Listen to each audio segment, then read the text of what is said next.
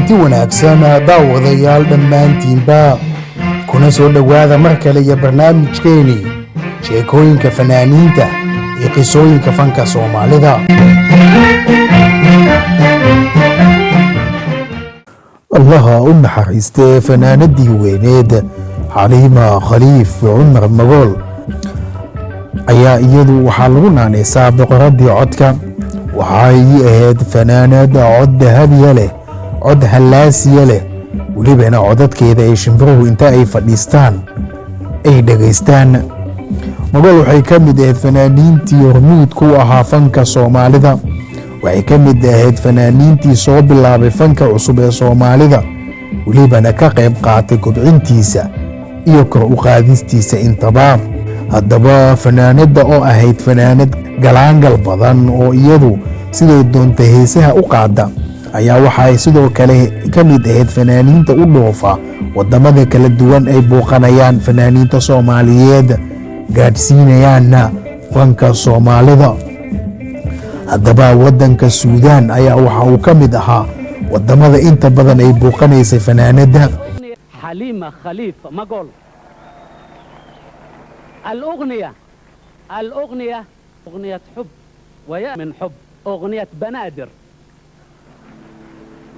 الفنانة الكبيرة حليمة خليف مقول. show iyo bandhig faneedyo ku qabanaysay heese aad u macaan badan oo luqadda Soomaaliga iyo kuwa Carabiga ahba ay halkaasi ka qaadaysay. haddaba Suudaan oo fanka uu ka yahay mid qiimo leh ayaa fanaaniinta Suudaanta mid ka mid ah oo jacayl biyo kama dhibcaan ah u qaaday fanaanada weyn ee Magool, isagoo jacaylkaasi uu gaadhsiiyey inuu mala awaasho jacaylka gabadha fanaanada Soomaaliyeed, iyadoo Suudaanta u taqaanay Magool Xaliima Soomaali ama Ummi Kalthuum Soomaali. haddaba si kastoo ay ahaataba, haddaba fanaanka Suudaaniga ahaa jacaylkii ayaa ku ballaadhay, kalgacaylkii ayaa ku baahay oo bistiis ayuu noqday. xanaano iyo baxnaanana waxaa u ahayd fanaanadeyni weyn ee Magool. haddaba dhinac ayuu ula dhacay jacaylkii, isagoo malaawaalka jacaylka la madluunsan ayuu malaha istusay inta dhiiggiisa daadsho dhuuxiisa shubo hadallo jacayl oo dhiig ka da'ayaan qalbigiisa ku cabiro. ayaa isagu waxa uu aad heesaha jacaylka Magool isagoo mar kastana ku hadaaqaya inay iyagu ay si dhab ah uu jecel yahay, samawaadkana uu ka lalayo uuna doonayo inuu guursado. haddaba si kastoo ay tahay fanaanada saliinga qaatay, dhiiggiisa daadshay dhuuxiisana shubay, ayuu dhambaal dhiigaas ka da'aya gabadhii uu jeclaa ee Magool ee dhanka iyo Soomaaliya ka joogtay u soo dhiibay. haddaba Magool ayaa waxaa loo keenay baqshadii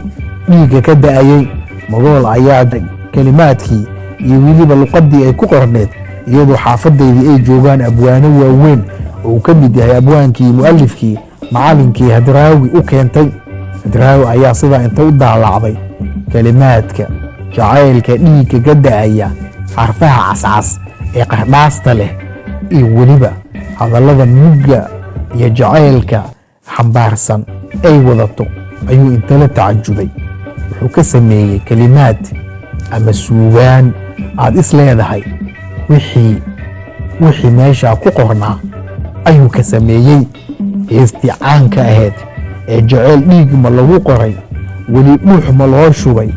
qofna saanta dhabarkiyo ma u dheega feeraha, ayuu abwaanka ku bilaabay hadalladiisii. جعليك ملقو قري مليدوح ملو شبيه قبل كان تدبر سكيو موضيق سيدها جعليك ملقو قري مليدوح ملو شبيه قبل كان تدبر سكيو موضيق سيدها دابن عزعب لك الشري هذا الغناء ملك بغي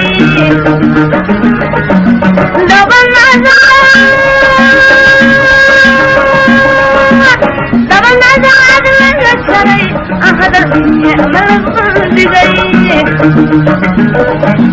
inkiraan isdhalan ogin midabkeedu diini ahay laga duray halbowlaha weligeed ma lagu shubay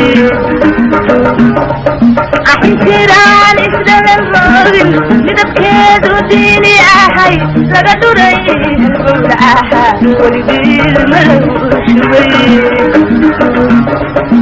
labo may sidaan siiyeen sidaday dhaxoolaha lagdan mawalaagin labo may sidaan siiyeen sidaday dhaxoolaha lagdan mawalaagin أهدلي سود العالين نقدلي سود إيرين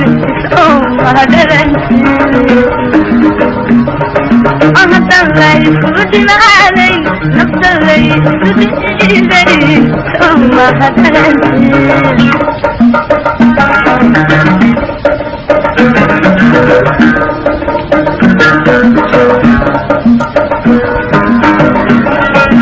شاعر داوي ونوري التفكير لا يخام فيكم تقولنا ما أغلين شاعر داوي ونوري التفكير لا يخام فيكم تقولنا ما أغلين دخل سوء تاغنا مكرات هيدئه دخل سوء تاغنا مكرات هيدئه أدخم السعداتين لبح مواليين ولدين كلمه وإياه أدخم السعداتين لبح مواليين ولدين كلمه وإياه هلكاي وتعاليو هلكاي كدغدهي حبيبي مرودهي هلكاي وتعاليو هلكاي كدغدهي حبيبي مرودهي أهدان لي سود العالين نقدلي سود إيرين أهدلي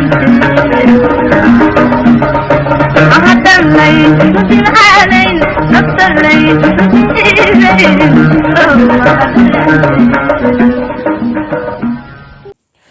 haddaba si kastoo ay tahay fanaankii ayaa bakshadii iyo dhabaalkii ka daba yimid isagoo yimid magaalada muqdisho loona geeyay gabadha uu jeclaa ee magool ayaa la kulantay islana baxeen wadana sheekaysteen abwaanka weyn iyo macalinka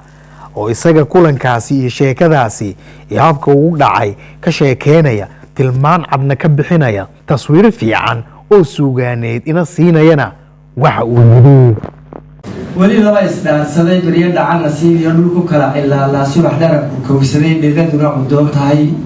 ilaa aan dhib mooye wax dhaqaaqiyaa jirin jalab isku dhaadeen kulankii dhabta ahaa riyadii fikirtiyo dhalanteed ma moodin si kastoo ahaataba magool jacaylka fanaanka waa la qaban weysay iyadoo meel cidlaa kaga tagtay jacaylkiisa iyo dhabaalkiisa dhiigga gadaayay ayaa waxa uu ninkii jacaylkii la quustay la tacbaanay dhulkana uu dhigay haddaba heestaasi oo ka mid ah heesaha soomaalida ee aadka u jeceshahay ayaa waxay leedahay qisadaasi sida xanuunka badan lagu soo dhammaatay ee dhiigga loo daadshay naftana loo dhibay haddaba intaas ayaynu kusoo gabagabeyneynaa qisadeena dib dambe intaynu u kulmi doonno nabaadihiina nooli kulanti iyo ammaana allah